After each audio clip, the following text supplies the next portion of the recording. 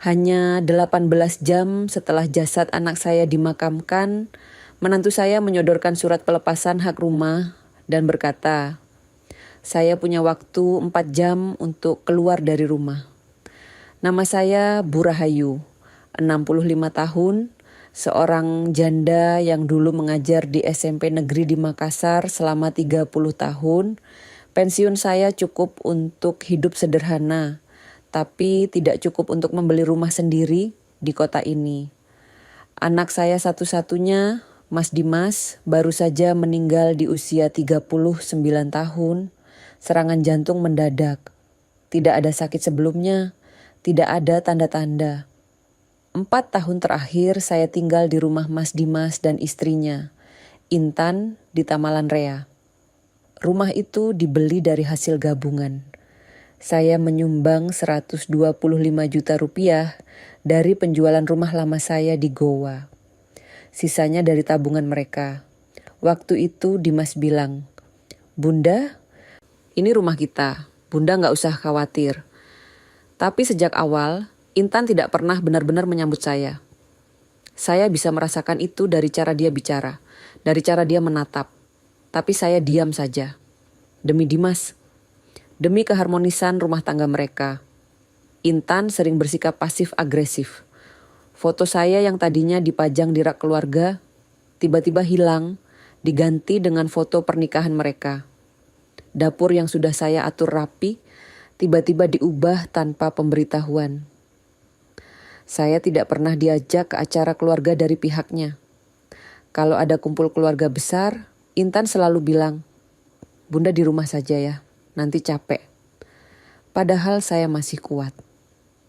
Setiap kali saya mencoba bicara dengan Dimas, dia hanya tersenyum lelah dan berkata, "Namanya juga perempuan beda kepala, Bunda sabar saja, nanti juga baik sendiri." Tapi nanti itu tidak pernah datang. Hari itu hari Senin, akhir bulan Rajab. Pagi-pagi Dimas masih sempat sarapan dengan saya. Saya buatkan nasi kuning kesukaannya, lengkap dengan telur balado dan tempe orek. Dia makan dengan lahap, lalu pamit berangkat kerja. "Bunda, nanti siang saya pulang agak telat ya, ada rapat penting." Itu kalimat terakhir yang saya dengar dari mulutnya.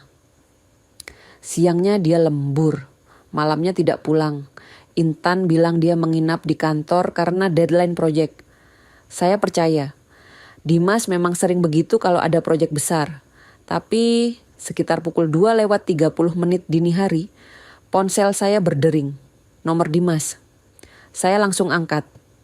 "Bunda," suaranya sesak, terputus-putus. Dada saya sesak banget, tolong. Lalu sambungan mati. Jantung saya berhenti sedetik. Saya terbangun sepenuhnya, langsung lari ke kamar Intan dan menggedor pintunya. Intan keluar dengan wajah bingung, tapi begitu saya ceritakan, matanya membelalak. Tadi dia sempat telepon saya juga, katanya pelan. Bilang dadanya sakit, saya kira cuma kecapekan. Kami langsung bergegas ke Rumah Sakit Faisal. Intan yang menyetir. Sepanjang jalan saya terus berdoa, bibir saya gemetar. Tapi begitu kami sampai di UGD, perawat menggeleng pelan. Dimas sudah wafat saat kami tiba. Serangan jantung masif. Saya tidak ingat bagaimana saya bisa berdiri. Yang saya ingat hanya rasa dingin yang menjalar dari ujung kaki sampai ke kepala. Tubuh Dimas sudah ditutupi kain putih. Wajahnya tenang, seperti sedang tidur. Tapi dia tidak akan bangun lagi. Pemakaman dilakukan di Taman Pemakaman Antang 2 hari setelahnya. Salat jenazah di Masjid Al-Furqan dekat rumah. Tetangga datang banyak. Dimas dikenal baik di lingkungan kami. Orang-orang menangis, memeluk saya, mengucapkan belasungkawa. Intan juga menangis, tapi saya perhatikan. Tidak ada setetes pun air mata yang keluar dari matanya. Tangisannya keras, terdengar dramatis, tapi matanya kering. Saya tidak mengatakan apa-apa. Mungkin dia menangis dengan caranya sendiri. Sejak malam takziah pertama, sikap Intan berubah. Dia menjadi dingin, tidak melibatkan saya dalam pengurusan apapun. Semua keputusan dia ambil sendiri. Nanti saya atur semuanya sendiri, Bu. Saya kan istrinya, katanya dengan nada datar saat saya tawarkan bantuan. Saya coba ikut bantu buatkan konsumsi untuk pengajian malam ketiga. Tapi Intan menolak. Biar catering saja, Bu. Nggak perlu repot. Baik, pikir saya. Mungkin dia sedang berduka dengan caranya sendiri. Saya mundur, memberi ruang. Tapi di malam pengajian ketiga, saya mendengar sesuatu yang membuat darah saya naik. Saya berdiri di belakang tirai dapur, hendak mengambil air minum, saat mendengar Intan berbicara dengan adiknya, Aldi. Mereka berdiri di teras belakang, tidak tahu saya ada di dalam. Uang asuransi itu udah cukup buat 2 tahun cicilan, kata Intan. Suaranya tenang, seperti sedang membahas daftar belanjaan. Kalau tanpa beban tambahan, ya bisa lebih. Yang kamu maksud beban tambahan itu, Bu Rahayu? Tanya Aldi. Intan tertawa pelan, tertawa. Ya siapa lagi? Dada saya terasa sesak. Tangan saya gemetar memegang gelas. Saya tidak kuat mendengar lebih lanjut. Saya kembali ke kamar, menutup pintu, dan menangis dalam diam. Saya tekan bantal ke wajah agar tidak ada yang mendengar. Jadi begitu, saya hanya beban. Setelah pengajian usai sekitar pukul 10 malam, Intan mengetuk pintu kamar saya. Tidak ada salam, tidak ada basa-basi. Dia masuk, meletakkan map biru di atas meja kecil, lalu menatap saya dengan ekspresi datar. Bu, saya perlu ruang sendiri, katanya. Rumah ini atas nama Dimas, sekarang milik saya. Saya beri waktu 4 jam untuk ibu berkemas. Saya terpaku, dunia seperti berhenti berputar. Intan, suara saya serak. Ini rumah yang saya bantu beli. Saya ibunya Dimas, kamu tega. Intan berdiri, menyilangkan tangan di depan dada. Dimas sayang ibu, saya tahu. Tapi saya enggak. Saya enggak nyaman hidup dengan ibu. Sederhana kok. Tidak ada tangisan, tidak ada penyesalan. Hanya kalimat dingin itu. Saya tidak berdebat. Apa gunanya? Saya berdiri, mulai mengemas barang. 3 koper besar. 1 kardus kecil berisi foto-foto lama dan kitab doa untuk arwah keluarga. Baju-baju, beberapa buku, surat-surat penting. Tidak ada yang membantu. Aldi lewat depan kamar tanpa menyapa, seolah saya tidak terlihat. Sebelum keluar, saya menulis surat kecil di secarik kertas. Saya letakkan di bawah bantal kamar Dimas. Nah, doakan Bunda kuat. Ketika saya baru saja melangkah keluar dari pintu sambil menyeret koper terakhir, Intan menepuk pundak saya pelan. Saya menoleh. Dia tersenyum tipis, lalu berbisik, semoga Bunda bisa belajar hidup mandiri seperti orang dewasa lainnya. Saya tidak menjawab. Saya hanya menatapnya sebentar, lalu berbalik dan berjalan keluar dari rumah itu. Rumah yang sebagian besar saya bayar dengan uang saya sendiri. Malam itu gelap, langit mendung, tidak ada bintang. Saya berdiri di pinggir jalan dengan 3 koper dan 1 kardus. Tidak tahu harus kemana. Saya hampir menumpang tinggal di rumah Bu RT saat ponsel saya berdering. Suara di seberang berkata pelan, Bu Rahayu, kami dari kantor hukum Bambang dan rekan. Ibu disebut dalam surat wasiat Mas Dimas. Malam itu saya menelepon Bu RT, Ibu Nurhayati. Dia langsung menjemput saya dengan sepeda motornya. Rumahnya kecil, tapi hangat. Dia tidak banyak bertanya, hanya memeluk saya erat. Ibu tidur di kamar tamu dulu. Besok kita pikirkan, katanya lembut. Tapi saya tidak bisa terus merepotkan Bu RT. Keluarganya juga sederhana. 2 hari kemudian, saya mencari tempat sendiri. Saya menemukan losmen tua dekat Pasar Daya. Kamar 2x3 meter, cat dinding mengelupas. Kasur tipis berbau lembab. Toilet di luar, dibagi dengan penghuni lain. Tapi sewa cuma 300.000 per bulan. Saya mampu bayar. Uang pensiun saya 1,2 juta rupiah sebulan. Setelah sewa, listrik, dan makan, sisa tidak banyak. Saya makan nasi bungkus sehari 2 kali. Pagi dan sore, teh manis sachet jadi teman. Saya hitung setiap rupiah. Setiap pengeluaran dicatat di buku kecil. Di malam-malam sunyi, saya sering duduk di pinggir kasur sambil memeluk foto Dimas kecil. Saya bertanya dalam hati, saya ini siapa? Ibu yang dibuang setelah anaknya wafat. Tapi saya tidak boleh larut dalam kesedihan. Saya harus bertahan. Bu RT sering datang membawa baju gamis layak pakai atau sisa masakan dari hajatan tetangga. Dia tidak pernah bilang itu sedekah. Dia selalu bilang, "Bu, ini kelebihan. Sayang kalau dibuang." Saya tahu dia berbohong demi menjaga perasaan saya. Tapi saya terima dengan hati penuh syukur. Suatu sore, Bu RT duduk di samping saya di losmen. Dia memegang tangan saya erat. "Bu, ibu jangan malu," katanya pelan. "Saya tahu semua cerita. Banyak tetangga yang gak percaya ibu bisa dibuang begitu. Mereka semua bela ibu." Air mata saya jatuh. Tapi kali ini bukan karena sedih. Saya merasa tidak sendirian. Hari ke-12 saya di losmen. Pukul 9:45 pagi, ponsel saya berdering. Nomor tidak dikenal. Saya ragu sebentar, lalu mengangkat. "Selamat pagi, Bu Rahayu. Saya Dwi dari kantor notaris Bambang dan rekan." Suara perempuan muda di seberang. "Ibu diminta hadir hari Selasa depan pukul 14.00 terkait warisan dari almarhum Mas Dimas." Saya terdiam. "Warisan? Bukankah semua sudah jadi milik Intan?" "Maaf, Bu Dwi," kata saya hati-hati. "Bukankah semua sudah jadi milik istrinya?" Dwi menjawab dengan nada profesional tapi ramah. "Tidak, Bu. Ada instruksi tertulis yang sangat spesifik dari almarhum. Kami tunggu kehadiran Ibu." Setelah telepon ditutup, saya duduk terpaku. Pikiran saya berkecamuk. Apa yang Dimas tinggalkan? Mungkin hanya jam tangan tua atau buku-buku kesayangannya. Tapi kenapa harus lewat notaris? Saya tidak punya harapan berlebihan. Saya hanya ingin tahu apa pesan terakhir anak saya. Saya pinjam sepeda motor tua Bu RT untuk pergi ke kantor notaris.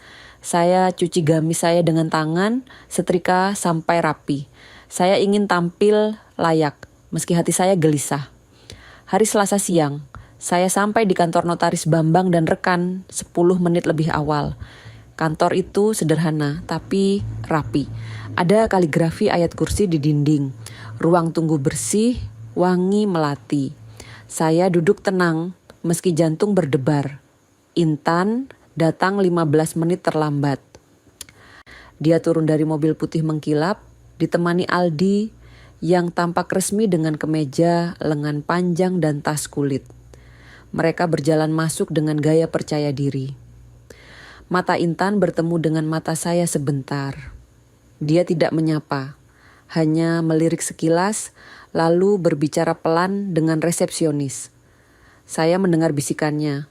Yang dimaksud Bu Rahayu ini ibu mertua, tapi saya istrinya. Resepsionis hanya tersenyum sopan tanpa berkomentar. Pak Bambang, notaris senior berusia sekitar 50 tahun, memanggil kami masuk ke ruang rapat. Dia bersikap tenang dan profesional. Di meja sudah tersedia map coklat tebal. "Terima kasih sudah hadir," kata Pak Bambang sambil membuka map. "Sesuai kehendak almarhum Mas Dimas, saya akan bacakan pembagian warisan." Intan duduk tegak, tangan terlipat di atas tas mahal. Aldi mengeluarkan buku catatan kecil. Pak Bambang mulai membaca dengan suara jelas.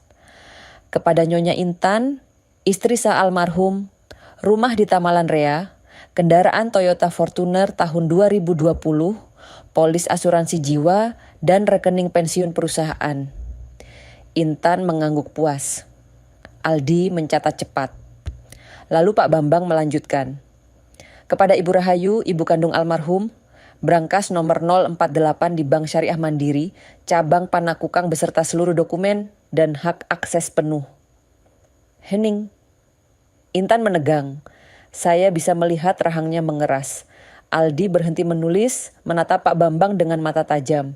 Saya sendiri tidak bisa berkata apa-apa. Brankas? Saya tidak pernah tahu Dimas punya brankas. Intan akhirnya bicara. Suaranya terkontrol tapi tegang. Maaf Pak Notaris, maksudnya isi brankas itu apa? Saya nggak pernah dengar soal itu. Pak Bambang tersenyum tipis. Sangat profesional. Almarhum datang ke kantor kami 3 bulan sebelum wafat. Beliau sangat teliti dalam menyusun surat wasiat ini. Ada surat, kunci fisik, dan pernyataan tertulis bahwa isinya hanya untuk Bu Rahayu. Intan menatap saya dengan tatapan yang sulit dijelaskan. Bukan marah, bukan terkejut, lebih seperti perhitungan. Aldi membuka suara. Pak Bambang, apakah kami bisa tahu perkiraan nilai aset di dalam brankas? Pak Bambang menggeleng. Maaf, itu informasi pribadi antara almarhum dan Bu Rahayu. Saya tidak berhak membuka tanpa izin pemilik hak. Saya menerima amplop coklat besar dari Pak Bambang. Di dalamnya ada kunci fisik brankas, surat instruksi dari bank, nomor referensi, dan surat pengantar dari Dimas. Tangan saya gemetar saat menerimanya. Pak Bambang menatap saya dengan tatapan hangat. Bu, almarhum sangat menyayangi ibu. Ini semua beliau siapkan dengan penuh kesadaran. Setelah keluar dari kantor, saya berjalan menuju sepeda motor Bu RT yang terparkir di pinggir jalan. Tapi Intan tiba-tiba berjalan cepat, menghampiri saya. Aldi mengikuti beberapa langkah di belakang. Bunda, kata Intan dengan suara pelan tapi terdengar tajam. Bunda kan lagi butuh tempat tinggal. Kalau kita kerjasama, saya bisa bantu. Kita bisa bagi rata isi brankas itu. Adil kan? Saya menatapnya. Wanita yang kemarin malam mengusir saya dengan dingin. Wanita yang tertawa saat menyebut saya beban. Sekarang dia bicara soal kerjasama. Saya tersenyum tipis. Sampai kemarin saya cuma beban. Hari ini saya tiba-tiba jadi partner. Wajah Intan berubah. Dia tidak menjawab. Saya menaiki sepeda motor dan pergi tanpa menoleh lagi. Malam itu, di kamar losmen yang sempit, saya duduk di bawah lampu 5 watt yang redup. Saya buka amplop coklat dengan hati-hati. Tangan saya gemetar. Di dalamnya ada beberapa lembar kertas. Tapi yang paling menarik perhatian saya adalah satu surat tulisan tangan Dimas. Tulisannya rapi, meski sedikit miring. Di sudut kanan atas tertulis dengan tinta biru. Kalau Bunda baca ini, berarti saya sudah pergi dan dia sudah menunjukkan warna aslinya. Mata saya berair. Saya menutup mulut dengan tangan agar tidak terisak keras. Saya peluk surat itu erat ke dada. Dimas tahu, dia selalu tahu, saya harus menyerahkan surat kematian, fotokopi KTP, dan verifikasi biometrik hanya untuk membuka brankas itu. Ketika penutupnya terbuka, saya melihat sebuah surat dengan tulisan tangan goyah. Untuk Bunda yang selalu sabar meski tak dihargai. Pagi itu saya bangun subuh, sholat, lalu bersiap dengan hati berdebar. Saya kenakan gamis terbaik saya. Kerudung putih yang sudah saya cuci dan setrika malam sebelumnya. Saya pegang amplop coklat itu erat-erat dalam tas. Bank Syariah Mandiri, cabang Panakukang, buka pukul 8 pagi. Saya sampai pukul 7, lewat 45. Saya tunggu di depan sambil membaca doa. Hati saya campur aduk antara harap dan takut. Pukul 10 pagi, saya akhirnya masuk setelah mengambil nomor antrian. Saya disambut oleh Bu Sri, kepala layanan nasabah yang ternyata sudah diberitahu sebelumnya oleh Pak Bambang. Selamat pagi, Bu Rahayu, sapanya ramah sambil mengulurkan tangan. Silakan ikut saya. Kami masuk ke ruangan khusus di lantai 2. Ruangan kecil, ber-AC, dengan meja panjang dan beberapa kursi. Bu Sri duduk di seberang saya. Bu, ini prosedur standar untuk pembukaan brankas. Jelasnya sambil menyodorkan beberapa formulir. Ibu perlu mengisi formulir ini, tanda tangan di sini dan sini, lalu kami verifikasi sidik jari ibu. Saya mengisi semua formulir dengan tangan gemetar. Nama lengkap, nomor KTP, alamat. Saya tanda tangan beberapa kali. Lalu Bu Sri memindai sidik jari telunjuk kanan saya dengan alat khusus. Sidik jari ibu sudah terdaftar sejak 5 tahun lalu, kata Bu Sri sambil melihat layar komputer. Almarhum Mas Dimas yang mendaftarkan saat membuka brankas ini. Jantung saya berdegup kencang, 5 tahun lalu. Saat itu Dimas bahkan belum lama menikah dengan Intan. Berarti sejak awal dia sudah merencanakan ini.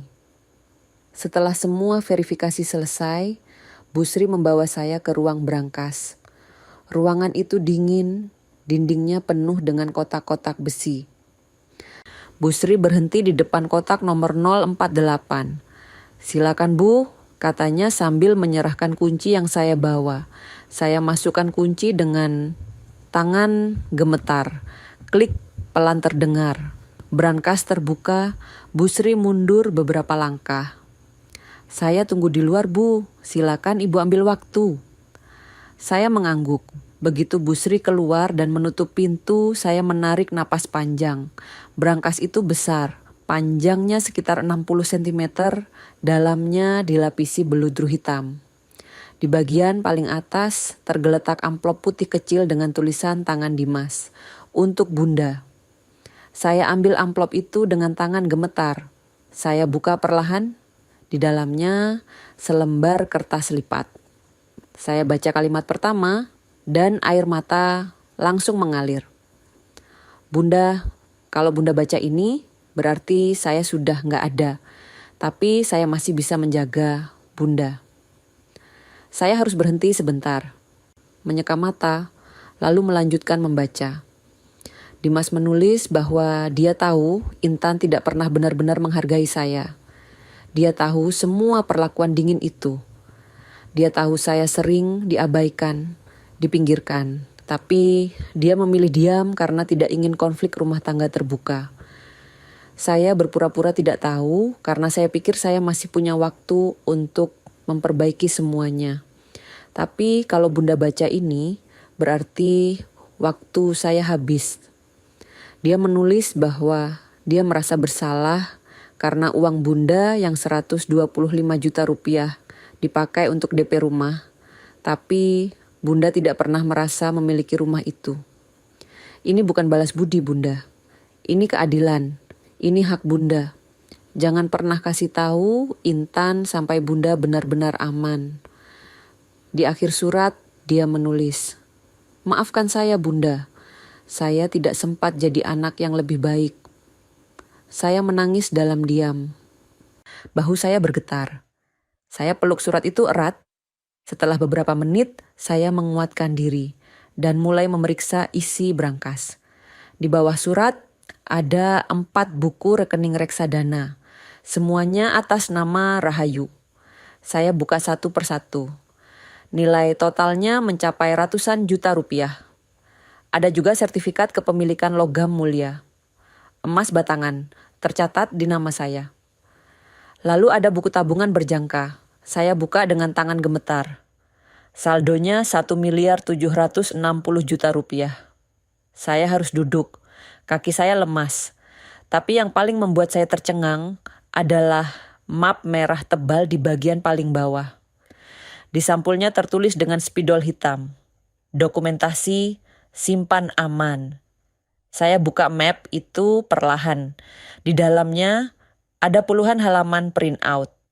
Tangkapan layar percakapan WhatsApp, email, catatan transaksi. Bahkan ada USB kecil dengan label rekaman suara. Halaman pertama adalah tangkapan layar percakapan Intan dengan Aldi. Intan menulis, kalau dia mati, ibunya langsung gue usir.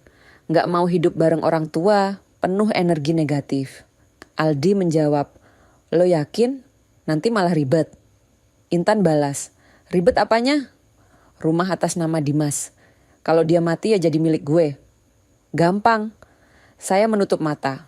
Jadi sejak kapan dia sudah merencanakan ini? Halaman berikutnya adalah email Intan ke sahabatnya, seorang wanita bernama Tari. Email itu dikirim 8 bulan sebelum Dimas meninggal. Gue pura-pura sabar aja sama ibu mertua. Nanti tinggal tekan Dimas suruh kirim ibunya ke panti. Bilang aja demi kesehatan mental kita. Tari menjawab, tega banget lu Tan, kasian juga kali. Intan balas, kasian kenapa? Dia punya pensiun. Dia bisa hidup sendiri. Saya menggigit bibir. Tangan saya mengepal. Halaman selanjutnya adalah catatan transaksi kartu kredit Intan. Dimas mencatat semuanya dengan rapi.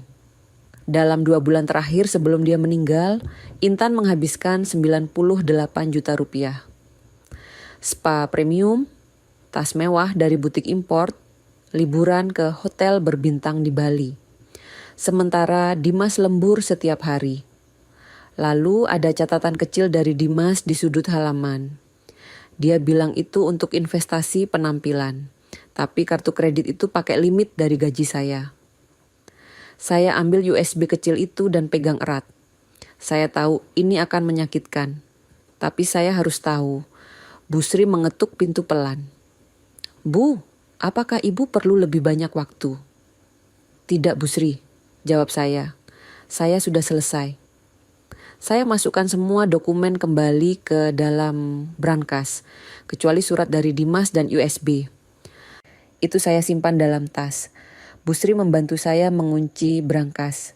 Ibu bisa kembali kapan saja kalau mau mengambil dokumen lainnya, katanya lembut.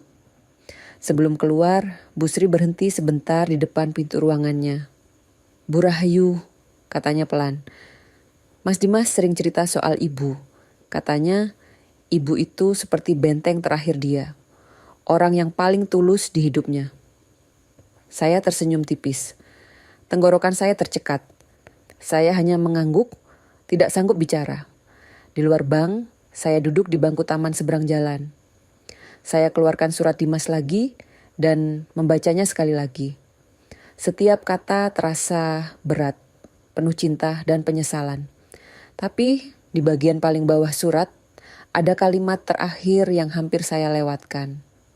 Bunda, ada yang belum Bunda tahu, tapi itu hanya bisa dibuka saat semuanya tenang. Untuk sekarang, bersabarlah.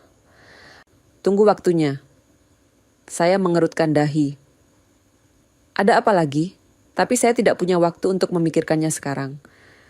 Saya harus kembali ke losmen, menyimpan semua ini dengan aman, dan berpikir langkah selanjutnya. Saat saya berjalan menuju halte bus, ponsel saya berdering. Nomor Intan, saya tidak angkat. Dia telepon lagi. Dan lagi, akhirnya saya angkat. Bunda, suara Intan terdengar manis, terlalu manis. Bunda sudah buka brankasnya? Gimana isinya? Kita bisa ngobrol kan? Mungkin kita bisa makan siang bareng. Saya diam sebentar, lalu menjawab dengan tenang. Intan, saya lelah. Lain kali saja. Saya matikan telepon. Saya baru menginjakan kaki di ruang makan, Intan sudah menyambut dengan senyum selebar-lebarnya. Meja tertata indah, ada soto ayam panas, sambal ati, dan kerupuk udang. Dia berkata, Bunda masih ingat makanan favorit Dimas, kan?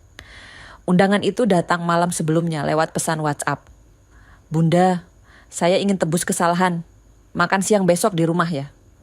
Saya masak sendiri, jam 12, jangan tolak. Saya menatap layar ponsel lama. Awalnya saya ingin menolak. Tapi ada sesuatu dalam diri saya yang penasaran. Saya ingin melihat sejauh mana Intan akan bermain sandiwara. Saya ingin tahu niat sesungguhnya di balik undangan ini. Jadi pagi itu saya bersiap. Saya kenakan gamis abu-abu sederhana, kerudung putih. Saya tidak berdandan berlebihan. Saya bawa tas kecil berisi ponsel dan fotokopi beberapa dokumen penting dari brankas. Berjaga-jaga, pukul 12 siang, saya sampai di depan rumah yang dulu juga rumah saya. Halaman tampak lebih rapi dari biasanya. Bunga-bunga di pot tertata cantik. Mobil Fortuner putih diparkir mengkilap di garasi. Intan membuka pintu dengan senyum lebar. Dia kenakan daster putih mahal, bermotif bunga-bunga emas. Rambutnya diikat rapi. Wajahnya penuh make up natural. "Bunda, silakan masuk," katanya dengan suara lembut yang terdengar sangat asing di telinga saya. Saya masuk dengan hati-hati. Rumah tampak berkilau bersih. Ada aroma bunga segar dari diffuser di sudut ruangan. Meja makan ditata dengan peralatan porselen putih yang biasanya hanya dipakai saat ada tamu penting. Yang paling mengejutkan, foto saya dan Dimas yang dulu sempat hilang dari rak, kini dipajang lagi di tempat semula. Bahkan ditambah figura baru yang lebih mewah. Saya diam saja, saya amati semuanya dengan mata tajam. "Bunda, silakan duduk," kata Intan sambil menarik kursi untuk saya. "Saya masak soto ayam, masih ingat kan? Dimas paling suka kalau saya masak ini." Saya duduk perlahan. Di meja sudah tersedia mangkuk soto ayam dengan kuah kuning kental, taburan daun seledri segar, sambal ati yang masih mengepul, kerupuk udang, dan jeruk nipis. Intan duduk di seberang saya, masih dengan senyum yang tidak lepas dari wajahnya. "Bunda, sudah lama kita nggak makan bareng ya," katanya sambil menuangkan air putih ke gelas saya. Saya kangen suasana seperti ini. Saya ambil sendok, mulai makan perlahan. Sotonya enak. Saya akui Intan memang pandai masak, tapi saya tidak bilang apa-apa. Intan mulai membuka percakapan. "Bunda, saya sudah pikir-pikir. Waktu itu saya memang keterlaluan. Saya minta maaf. Saya hanya mengangguk sambil terus menyuap nasi. Waktu Dimas baru meninggal, saya stres berat, Bunda." Lanjutnya dengan nada memelas. "Saya panik. Saya takut sendirian. Jadi saya bertindak nggak rasional. Saya harap Bunda bisa maafin saya." Saya letakkan sendok pelan. Saya tatap matanya. "Lalu kenapa baru sekarang minta maaf?" Intan terdiam sebentar. Lalu tersenyum lagi. "Karena saya butuh waktu buat sadar, Bunda. Sekarang saya ngerti kalau kita ini keluarga. Kita harus saling dukung." Saya tidak percaya sepatah kata pun, tapi saya biarkan dia melanjutkan. "Bunda sudah buka berangkasnya kan?" tanyanya hati-hati, seperti sedang mencoba menggali informasi. Saya yakin Dimas meninggalkan sesuatu yang bisa kita kelola bareng. Sampai juga ke inti pembicaraan. Saya menjawab dengan diplomatis. "Ada beberapa dokumen, surat-surat lama." Intan mengangguk-angguk. "Pasti ada aset juga kan, Bunda? Dimas itu orangnya teliti. Pasti dia simpan sesuatu buat masa depan kita." Kata kita itu terasa menyengat di telinga saya. Saya ambil kerupuk, kunyah perlahan. "Kenapa kamu tertarik tahu isinya?" Intan tertawa kecil, seperti berusaha meringankan suasana. "Bukan tertarik, Bunda. Tapi kan kita keluarga. Kalau kita gabungkan aset, kita bisa invest lebih besar. Saya punya kenalan konsultan keuangan dari Jakarta. Kita bisa dapat return lumayan." Saya tersenyum tipis. "Jadi ini rencananya. Lagi pula Bunda kan tinggal di losmen. Nggak enak kan?" Lanjut Intan. "Kalau kita kerja sama, Bunda bisa balik ke sini. Kita hidup bareng lagi. Seperti dulu." "Seperti dulu? Dulu yang mana? Yang saya diabaikan, yang foto saya disingkirkan, yang saya tidak boleh ikut acara keluarga." Saya keluarkan amplop kecil dari tas. Di dalamnya ada foto Dimas saat acara kurban tahun lalu. Dia tersenyum lebar, memegang pisau kurban, berdiri di samping kambing. "Ini foto terakhir Dimas saat kurban," kata saya sambil meletakkan foto di atas meja. "Saya pikir foto ini lebih pantas kamu simpan. Kamu kan istri yang katanya paling mengenal dia." Intan meraih foto itu. Wajahnya sedikit berubah. Terima kasih Bunda. Saya minum air putih pelan, lalu melanjutkan. Waktu itu kamu di mana saat acara kurban? Intan terdiam. Saya lagi ada urusan Bunda. Urusan spa di Hotel Clarion ya? Tanya saya dengan nada datar. Wajah Intan memucat sedikit. Bunda, dari mana? Dimas cerita. Potong saya. Itu bohong. Saya tahu dari catatan transaksi di berangkas. Tapi saya ingin lihat reaksinya. Intan menggeser kursinya sedikit gelisah. Itu kan sekali-sekali Bunda. Saya juga butuh refreshing. Saya mengangguk pelan. 98 juta rupiah dalam 2 bulan. Itu refreshing yang cukup mahal. Intan berhenti bergerak. Matanya membelalak. Bunda buka apa saja di berangkas itu? Saya tidak langsung menjawab. Saya keluarkan ponsel, buka galeri, lalu tunjukkan tangkapan layar percakapan WhatsApp antara Intan dan Aldi. Tangkapan layar yang Intan tulis. Gue pengen banget itu kamar kosong, bisa jadi ruang treadmill. Nenek tua itu kebanyakan doa tapi nyusahin. Intan meraih ponsel saya cepat, tapi saya tarik kembali lebih cepat.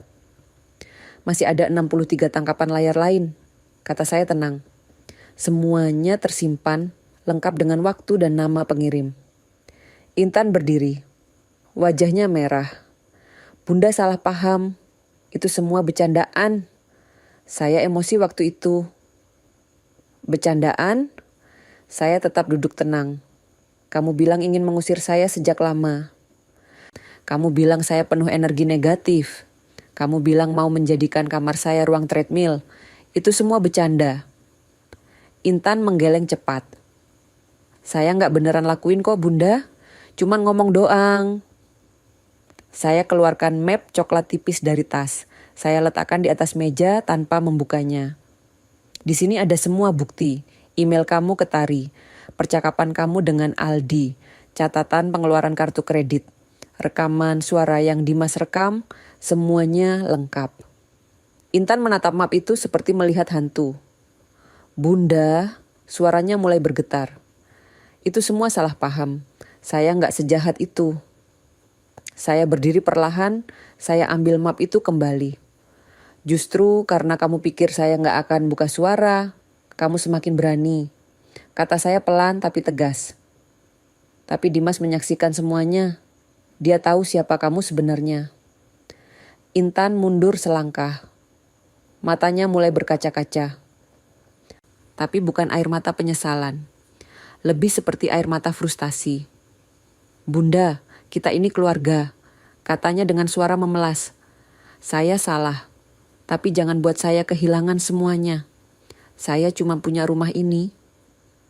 Rumah yang setengahnya saya bayar, sahut saya. Rumah yang kamu pakai untuk mengusir saya di malam pengajian anakku sendiri. Intan menunduk, tangannya gemetar. Apa Bunda gak kasihan lihat saya sendirian di rumah sebesar ini? Lirihnya. Saya menatapnya lama.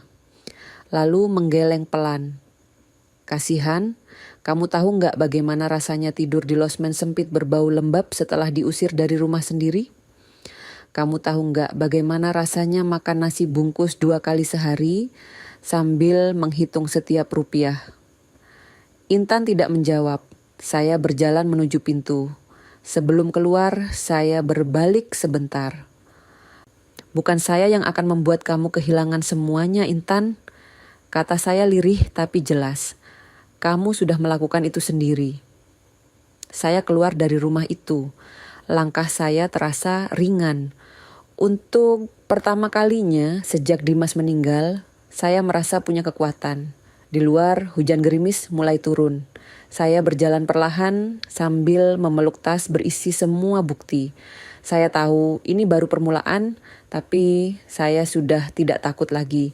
2 hari setelah Intan mengirim somasi berbahaya, saya membuka satu demi satu dokumen yang Dimas tinggalkan. Dan tiba-tiba saya memegang satu bukti yang dapat menutup semua upaya Intan secara hukum. Hari Senin pagi, saya baru saja selesai salat subuh ketika ada ketukan keras di pintu losmen.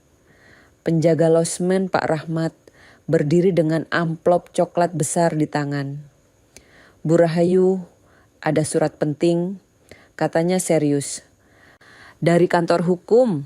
Jantung saya berdegup cepat. Saya terima amplop itu dengan tangan gemetar. Di sudut kiri atas tertulis Kantor Hukum Pratama dan Rekan. Alamat pengirimnya di Jalan Veteran. Saya buka amplop itu perlahan.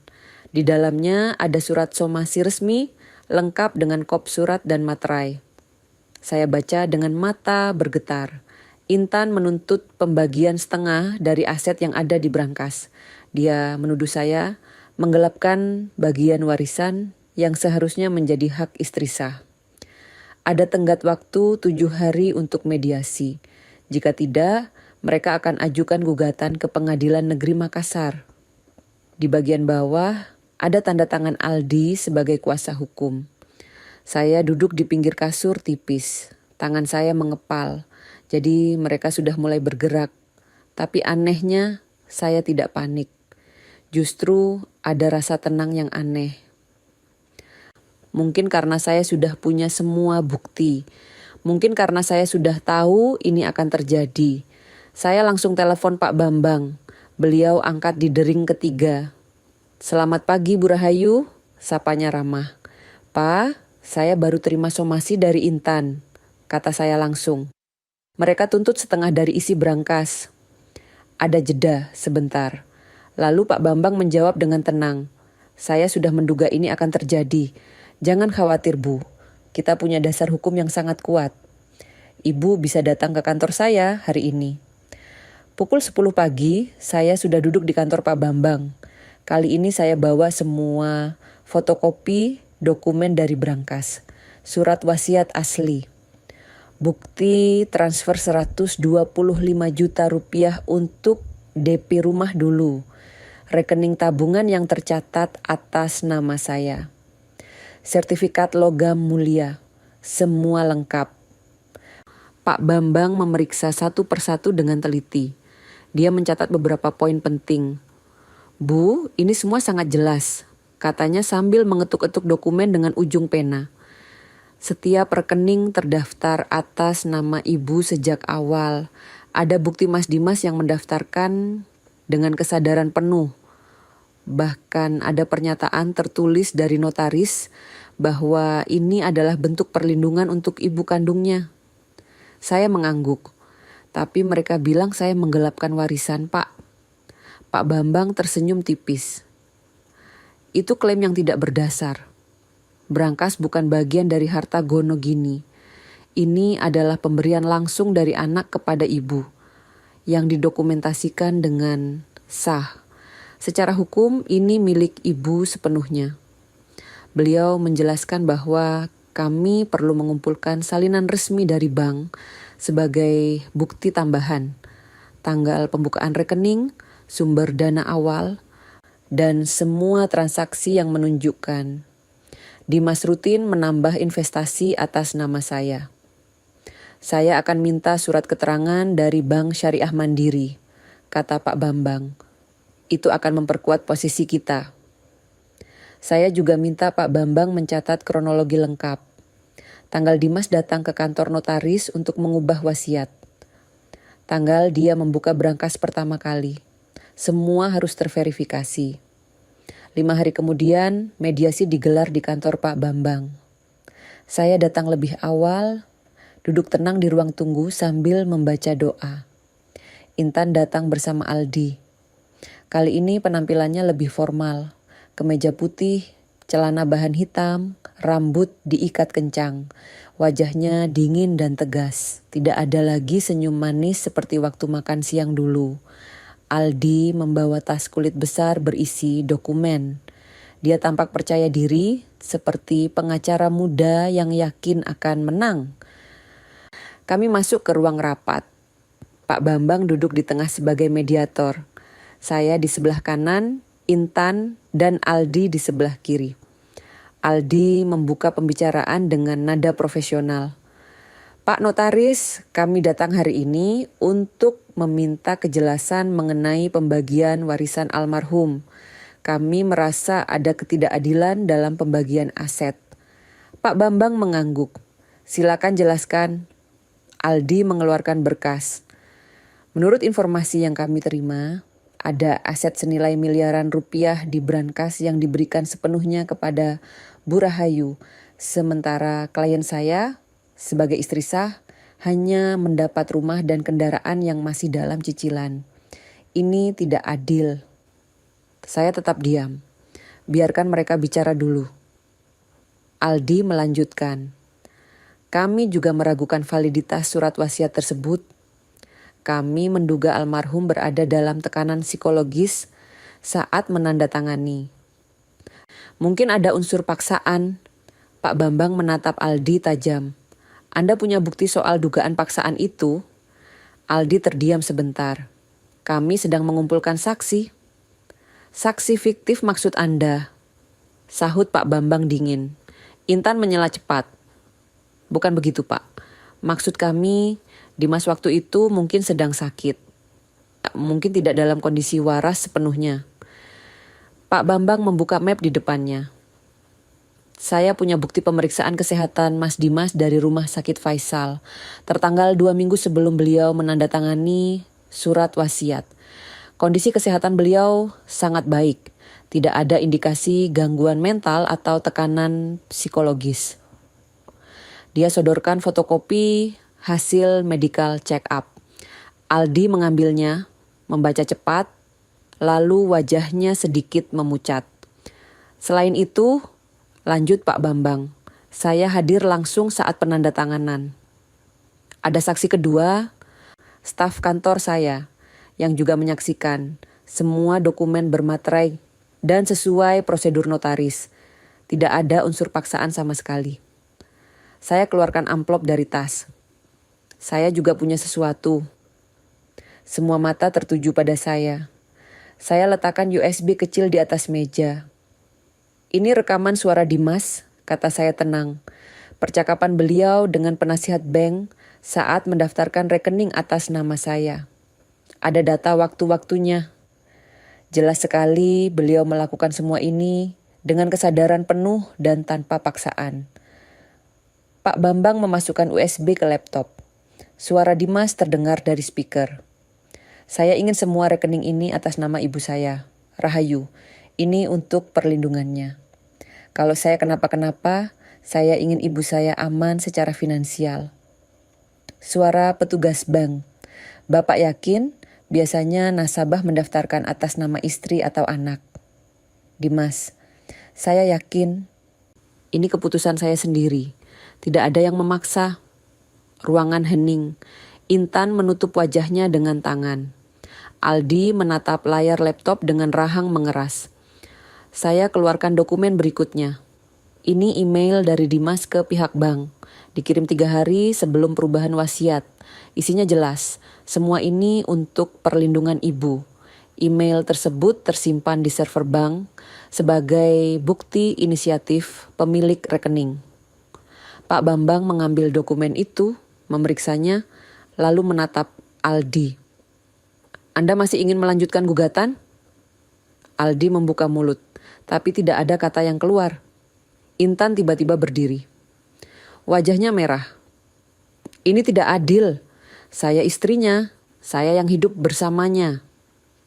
Kenapa ibunya dapat lebih banyak? Saya menatapnya tenang, karena saya yang bantu bayar rumah itu. Karena Dimas tahu kamu tidak pernah menghargai saya. Dan karena dia mau melindungi saya dari orang seperti kamu. Intan terdiam. Matanya berkaca-kaca, tapi kali ini bukan air mata sedih. Itu amarah. Pak Bambang bersuara tegas. Saya sarankan Anda mencabut gugatan ini. Kalau dipaksakan, Bu Rahayu bisa mengajukan gugatan balik atas fitnah dan upaya merebut hak yang sah. Itu bisa merugikan Anda secara hukum. Aldi menutup berkas-berkasnya. Kami perlu waktu untuk berpikir. Setelah mereka keluar, Pak Bambang menatap saya dengan senyum tipis. Bu Rahayu, Ibu sudah menang, tapi bersiaplah. Mereka mungkin akan coba cara lain. Saya mengangguk. Saya sudah siap. Malam itu, saat saya kembali ke losmen, ponsel saya menerima SMS dari nomor anonim. Jika Anda buka satu file lagi dari folder dokumentasi, Anda akan menemukan sesuatu yang bisa menghancurkan keluarga ini sepenuhnya. Saya menatap layar lama. Siapa yang mengirim? Apa isi file itu? Tapi saya tahu satu hal. Kebenaran sudah mulai terungkap dan tidak ada yang bisa menghentikannya lagi. Ketika pengadilan menolak klaim Intan dan keluarga mulai runtuh, bukan hanya hukum yang bekerja, utang, kredit macet, dan reputasi yang hancur menjadi hukuman paling berat. Namun, saya memilih langkah terakhir penuh belas kasih. Beberapa minggu setelah mediasi gagal, saya mulai mendengar kabar dari Bu RT. Intan terlambat membayar cicilan rumah. Sudah 3 bulan berturut-turut. Bu Rahayu, katanya bank sudah kirim surat peringatan. Kata Bu RT suatu sore saat berkunjung ke losmen. Tetangga bilang ada pelang kuning di pintu pagar. Saya tidak menjawab. Saya hanya mengangguk pelan. Saya tidak senang melihat orang jatuh, tapi ini konsekuensi dari pilihannya sendiri. Beberapa hari kemudian, Pak Bambang menelepon. Bu, saya dapat informasi dari pengadilan. Intan mengajukan gugatan resmi kemarin. Tapi menurut hakim yang saya kenal, kemungkinan gugatan itu ditolak sangat besar. Bukti kita terlalu kuat. Sidang pertama diadakan 2 minggu kemudian di Pengadilan Negeri Makassar. Saya datang bersama Pak Bambang. Saya kenakan gamis coklat tua dan kerudung putih bersih. Saya bawa semua dokumen asli dalam tas. Intan datang bersama Aldi dan seorang pengacara senior yang tampaknya mereka sewa dengan biaya mahal. Wajah Intan terlihat pucat dan lelah. Ada lingkaran hitam di bawah matanya. Sidang berlangsung selama hampir 2 jam. Pengacara Intan mencoba berbagai argumen. Mereka bilang pembagian aset tidak adil. Mereka bilang Dimas pasti dalam tekanan saat membuat wasiat. Mereka bahkan mencoba mempertanyakan validitas dokumen notaris. Tapi hakim dengan tenang mendengarkan semua bukti yang kami sodorkan. Rekaman suara, email, surat keterangan bank, pernyataan notaris, hasil pemeriksaan kesehatan Dimas. Setelah mendengar semua, hakim mengetuk palu. Berdasarkan bukti yang ada, berangkas nomor 048 beserta seluruh isinya adalah hak milik sah Ibu Rahayu. Tidak ada unsur paksaan atau penipuan dalam proses pembuatan wasiat. Gugatan ditolak. Intan menunduk dalam. Aldi menutup berkasnya dengan keras. Pengacara senior mereka hanya menggeleng pelan. Tapi putusan pengadilan hanya permulaan dari kehancuran yang sesungguhnya. Seminggu setelah sidang, mobil Fortuner Intan disita oleh pihak perusahaan pembiayaan. Saya tidak melihat langsung, tapi Bu RT cerita dengan nada prihatin. Mobilnya diangkut truk derek pagi-pagi, Bu. Banyak tetangga yang lihat, Intan nangis di teras, tapi petugas tetap bawa mobilnya. Tagihan kartu kredit Intan yang mencapai 119 juta rupiah mulai ditagih oleh kolektor. Mereka datang ke rumah hampir setiap hari. Tetangga mulai berbisik. Toko mebel tempat Intan pernah belanja furnitur mewah dengan sistem kredit juga mulai menagih. Pelang peringatan bertambah di pintu rumah. Yang tadinya 1, sekarang jadi 3. Tetangga yang dulu iri dengan gaya hidup Intan, kini menjauh. Yang dulu sering diundang ke pesta mewahnya, kini berpaling. Rumor mulai menyebar. Intan boros saat suami bekerja keras. Intan mengusir ibu mertua di malam pengajian. Intan kalah di pengadilan karena terbukti tidak benar. Saya mendengar semua ini dengan perasaan campur aduk. Sedih, tapi juga mengerti bahwa ini adalah hasil dari perbuatannya sendiri. Suatu sore, Ketika jadwal lelang mobil sudah ditetapkan, Intan datang ke losmen saya. Dia tidak pakai mobil, dia naik ojek online. Rambutnya acak-acakan, wajahnya sembab. Penjaga losmen mengetuk pintu kamar saya. "Bu, ada tamu." Saya keluar. Intan berdiri di lorong sempit dengan mata merah. "Bunda," suaranya serak. "Tolong, beri aku waktu. Aku tidak mau kehilangan semuanya." Saya menatapnya lama. Wanita yang dulu mengusir saya dengan dingin. Wanita yang tertawa saat menyebut saya beban.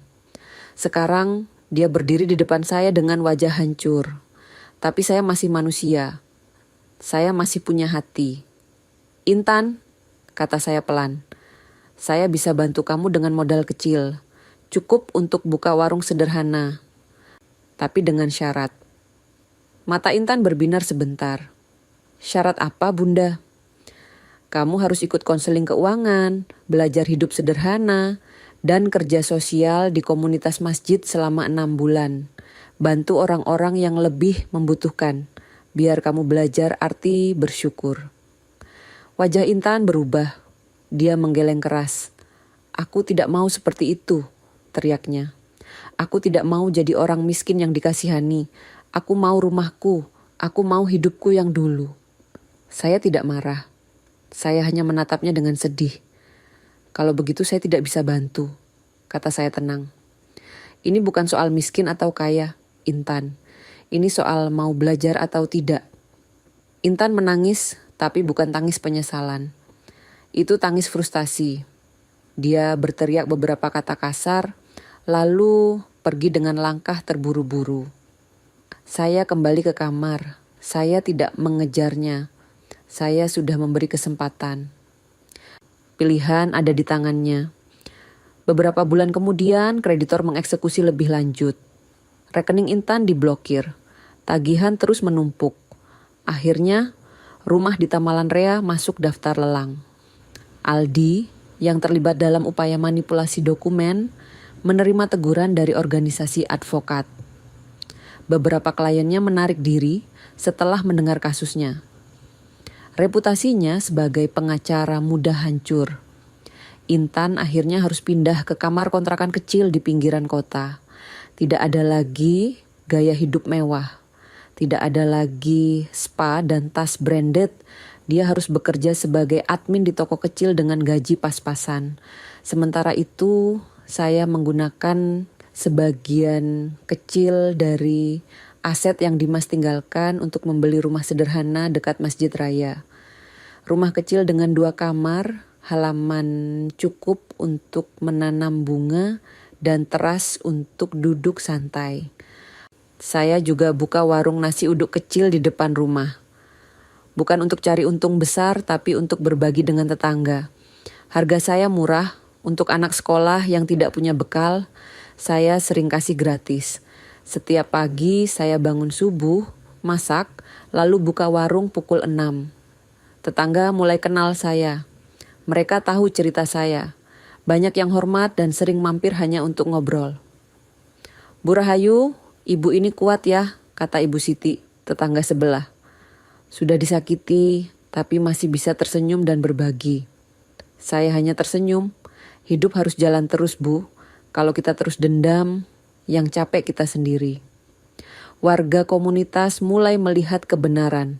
Beberapa yang dulu sempat berpihak pada Intan karena dia tampak menderita, kini minta maaf pada saya. "Kami salah sangka, Bu. Kami pikir ibu yang jahat. Ternyata ibu yang paling sabar," kata salah seorang ibu pengajian. Intan sesekali lewat dari jauh saat saya sedang buka warung. Dia tidak pernah mendekat. Hanya menatap sebentar, lalu jalan terus dengan kepala menunduk. Saya tidak pernah menyapanya duluan. Tapi kalau dia menyapa, saya akan jawab. Saya tidak membenci dia. Saya hanya sedih melihat dia tidak mau belajar.